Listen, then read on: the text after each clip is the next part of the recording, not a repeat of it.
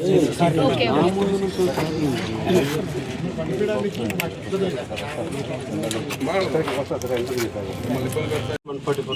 అమల్లో పర్మిషన్ లేదు ర్యాలీకి కానీ కలవడానికి కూడా పర్మిషన్ లేదు సార్. ర్యాలీలు ఎవ్వరు చేయట్లేదు. నేను మిమ్మల్ని కూడా నేనేమనలేదు. నడుచుకుంటూ మీరు వెహికల్స్ అలా చేయకపోతే కూడా నేను నడుచుకుంటూ 1.5 కిలోమీటర్ పెట్టట్లేదు. నేను లోపలికి వెళ్ళి అన్నను కలవడానికి వెళ్తున్నాను. నేను అంతే. ఎందుకు వై అంటే ఎందుకు కావాలని ఆపుతున్నారా మీరు? మరి ఏంటి ప్రాబ్లం? చెప్పాను 145 విధంగా గ్యాదర్ ఇట్లా కూడా పదండి ప్లీజ్ పంపించేయండి.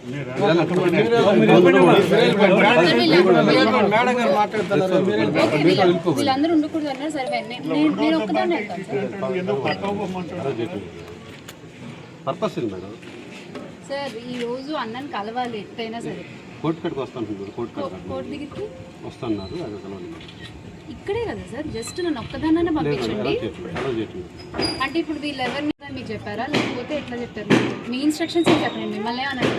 మీకు వచ్చిన ఇన్స్ట్రక్షన్స్ ఏమి ఇచ్చారు ఎగ్జాక్ట్గా చెప్పండి. Law and order peace and tranquility గమకుండా ఉండదని సార్ ఎంట్రన్స్ గేట్ దాకా వస్తారు సార్. వైఎస్ఆర్ కోచ్ లోపలికి వెళ్ళాలి అంటే ఆఫీస్ వెళ్ళాలి అని చెప్పేసి ఆఫీసర్ వచ్చాను.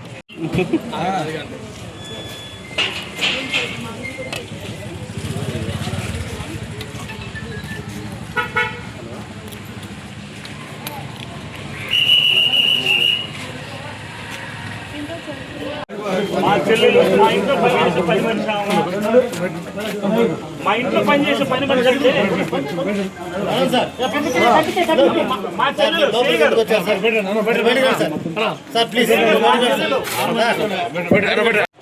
ఇచ్చినటువంటి ఆదేశాల ప్రకారం ఈరోజు మేము కోర్టుకి సరెండర్ కాబోతున్నాం. ఈ సందర్భంగా నియోజకవర్గం నుంచి కానీ జిల్లా నుంచి మా చెల్లెలు